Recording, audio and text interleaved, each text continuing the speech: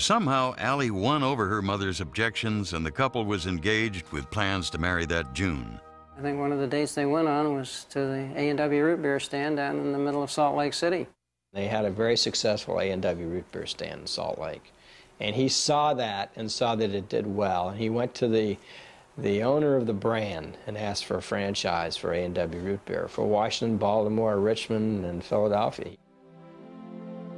Planning for a future with his bride-to-be, Marriott, with $1,500 earned from woolen underwear sales, along with a $1,500 loan, put up half the cost of the East Coast A&W root beer franchise. Hugh Colton, a friend since missionary days, invested the rest. On May 20th, 1927, Marriott and Colton opened their 9-stool stand on 14th Street. At 10:02, they sold their first nickel mug of root beer.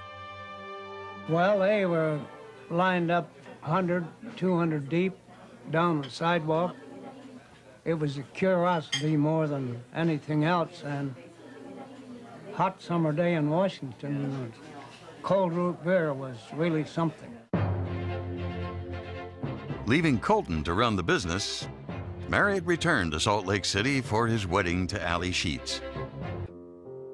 When they arrived in Washington, D.C., they moved into my parents' one-bedroom apartment. It was so small, I don't know how 4 people could even fit in there. From the start, the A&W stand did a booming business. Allie appointed herself bookkeeper, collecting the syrup-soaked profits from the sale of each crystal mug of root beer. She would take those sticky nickels from the sale of root beer was a nickel a glass, and put them in a brown bag and walk over to the bank at 1 o'clock in the morning. I think right from the start of their marriage that it was just a wonderful relationship. Mr. Marriott and his wife truly complemented each other. They made a great team, a great partnership. Before long, Marriott and Colton opened a second location on 9th Street. But as the season changed from summer to fall, root beer sales fell flat. It started getting cold in October, and nobody was buying root beer, and that was the only thing they sold. And so my dad called back to Leroy Allen in California and said, hey, we can't subsist on root beer here. And Leroy Allen says, well, all these guys close these A&W root beer stands. Nobody in their right mind is going to try and sell root beer in the winter. Just close up, go to Florida for the winter, take a vacation, come back in the spring and open up again. Marriott wouldn't take no for an answer. He traveled by train to Sacramento to see Mr. Allen of A&W and convinced him that J. Willard Marriott would be the first A&W franchisee to serve food. Overnight, Marriott and Colton replaced the A&W barrel with a prefabricated glass front bearing their new name. Then they installed a steam table behind the counter. They couldn't afford to lose even a day's business. They named it the Hot Shop, adding the extra P and E for what they thought was class. Marriott wanted to serve something novel. In cold weather, the spicier the better. We made Mexican tamales, and first we made California tamales. They were great big round tamales. And corn shucks. A lot of cornmeal and corn shucks. And then the Mexican embassy people came over to see us to eat our tamales, and they didn't like those California tamales, so they showed us how to make the little round tamales. We served 3 of those at a time.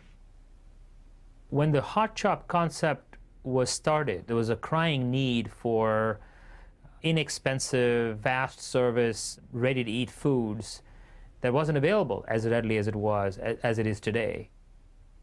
Marriott was a hands-on operator.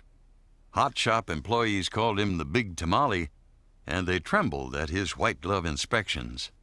He'd make these visits. It was never with appointments or anything or any advance notice. He would just show up, and the tom-toms would start beating. It was really funny to watch this, how close they kept track of his whereabouts, where he was going, what the likelihood he was going to be one of the hot shops in the next 5 or 10 minutes. We'd ride around every day, all the shops, and then we'd have dinner in one of them, and then we'd start riding around again, and we'd stay out until about 2 o'clock in the morning to check up on everything. Marriott reduced everything to a written standard operating procedure.